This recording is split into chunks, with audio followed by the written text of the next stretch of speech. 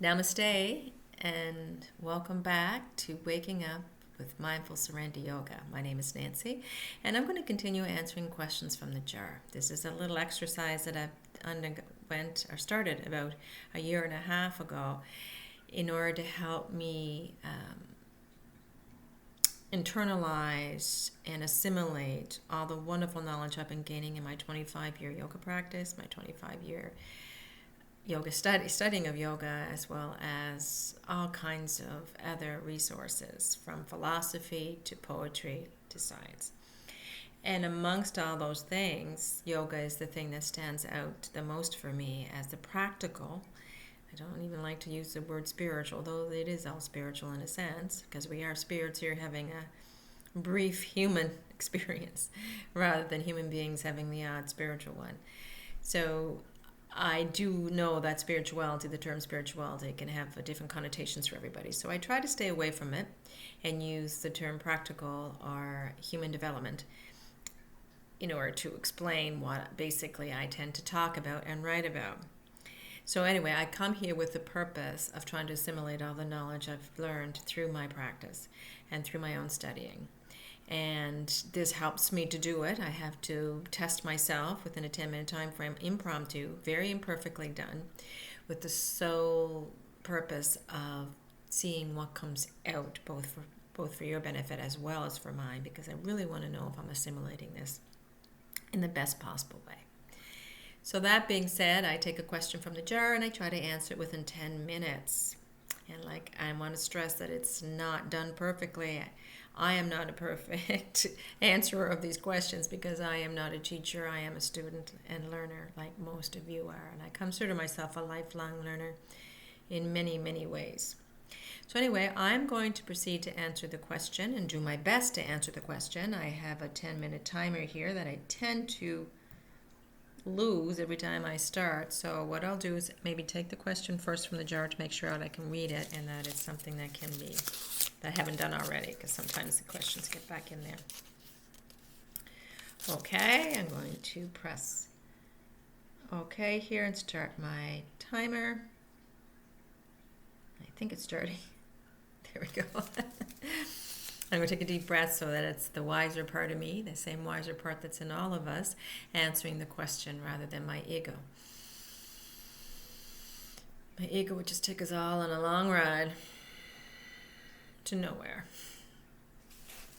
Okay, so the question is all illness psychosomatic? Is all illness psychosomatic? And that is a really good question, and I think I know where it comes from. I said that to a few people, that all illness was psychosomatic once, and it didn't go over very well, let me tell you. And I think if someone would have come to me and tell me that all illness was psychosomatic 15 years ago, I would have probably slapped them across the face and said, no, what I'm experiencing is not psychosomatic, it's physical.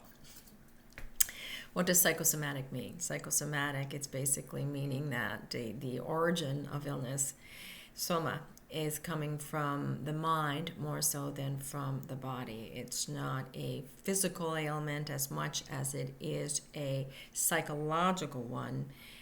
That being said, psychosomatic does not mean that the symptoms and the signs, even symptoms, are what the person experiences that cannot be evaluated by somebody else, and the signs are the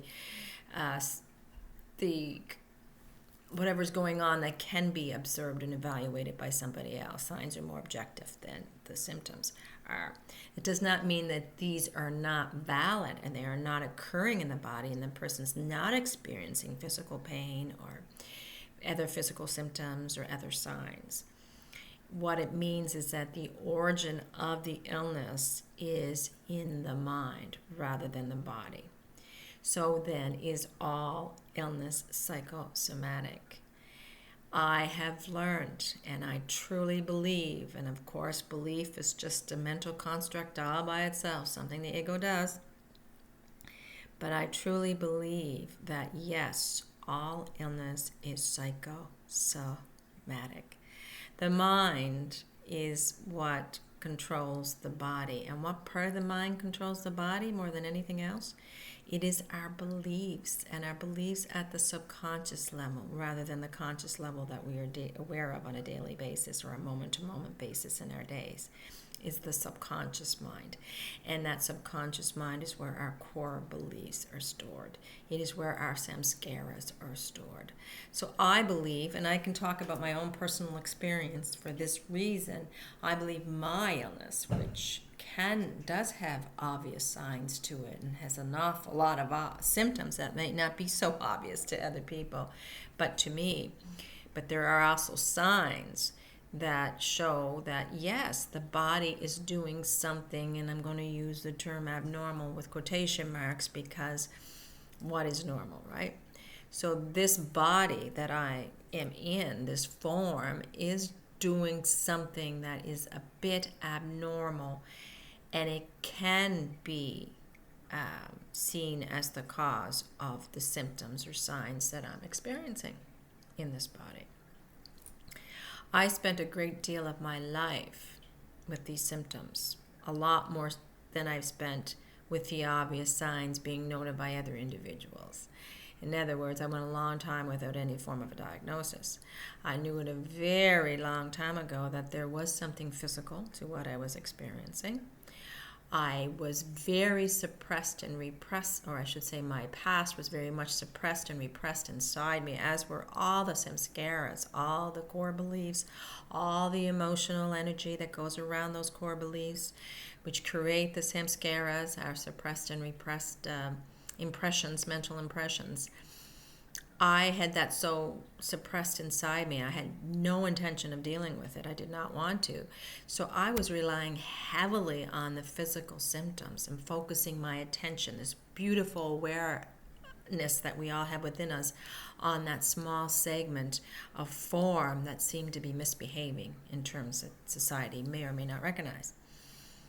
So I spent a lot of energy. Even though I was having these symptoms were very real to me, I was spending a lot of energy trying to get my signs validated. I was knowing that the symptoms were not going to be valuable to anybody outside myself as far as giving me a diagnosis. I knew I needed objective data.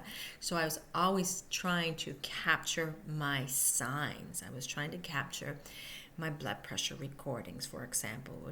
I'd be walking around maybe with a blood pressure of 60/30 and, of course, fainting. And unless somebody seen me fainting and took my blood pressure at the time, I knew that wasn't enough valid objective data.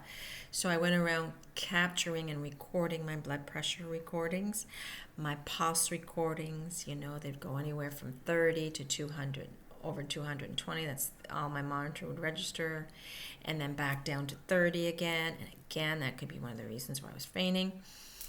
I was having chest pain, and I knew that could not be validated, but as much as I hated emergency, I would go into emergency knowing that they would do an ECG at that time, and if they were on board and willing to see, they would see the obvious, or not to say not so obvious, ST changes that were taking place on the ECG, which would indicate that my heart was acting up. Everything I could, I did. I tried to validate. I was more about getting those signs so that others would validate that my illness was physical and nothing to do with the psychological mess that I was not ready to deal with.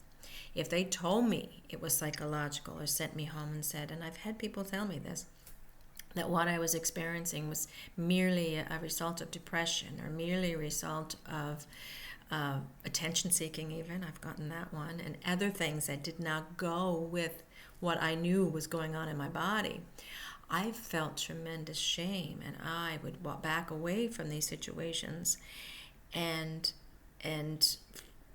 be resistant, very resistant, angry and resistant as well, because I didn't want to deal with that part of this. I wanted it only to be physical. So I denied the psychosomaticity of my illness.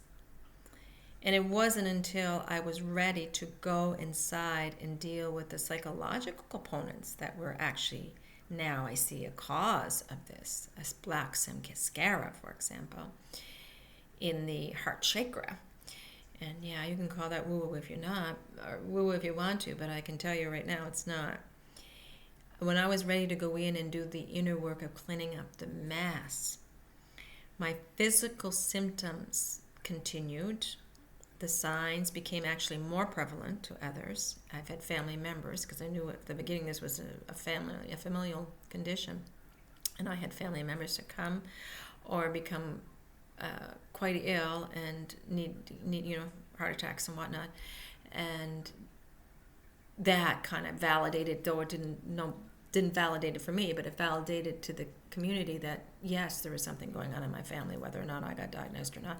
I knew I was right in that component, but that wasn't the issue. The issue was that I had to go back inside and look at my physical symptoms, look at what's going on in my body, and accept that the mind was the cause, because our core beliefs about an illness, our core beliefs about who we are, often get in the way of us feeling completely well and healthy. They can cause disease, okay? We know that. We know that stress, and they've done studies on this, on stress is known to affect cardiac output, affect the cardiac system, affect the GI system, affect other systems in the body, the immune system. So we see that. What I was experiencing was more psychological than physical, even though the manifestations in my body were very real. And by going deeper and being willing to do the psychological work that needed to be done, the physical lost its significance for me. And I walk around with chest pain a lot of times. I know what it is. I know what I have to do with it. But it's not consuming me the way it did. I don't feel I need to prove it to anybody.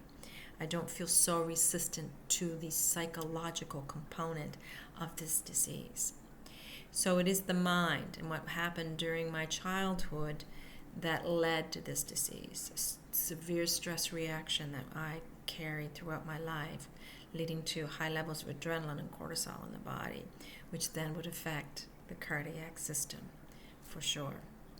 And there being some genetic component, which Bruce Lipton talks about epigenetics and how we can actually change our genes really don't play that big of a role in our diseases as much as our beliefs do, because we can change our genetic coding in a sense, or what happens to us genetically, through our thoughts and our beliefs. And beliefs are the most powerful thing in the world. So my beliefs affected my health, and I do believe that. I believe that all illness, in a sense, is psychosomatic. And what kind of evidence do we have to prove this? Let's just take the placebo effect, for example, or even the nocebo effect. Placebo effect, if I said to you, have the symptom, and you really believe you had the symptom, but I'm going to give you this pill, and this pill is really going to work. If you believe that pill to work, there's a 75% to 90% chance that your symptoms are your signs even, your objective data.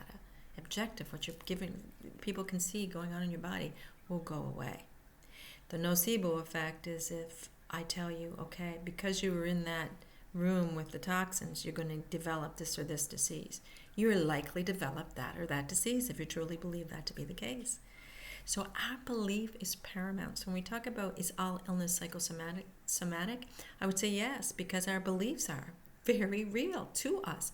We tend to follow physically where our beliefs go, and our genes, our cells, our bodies are impacted by our beliefs. So in that case, yes, all illness is psychosomatic, and that doesn't mean that you need to be ashamed that you've done anything to your body or to feel guilty about it. No, this is the human condition. The mind and the body work together, but it's the mind that leads the body, not the body that leads the mind. Anyway, I'm hoping that makes sense. I think my timer must be over by now because it's...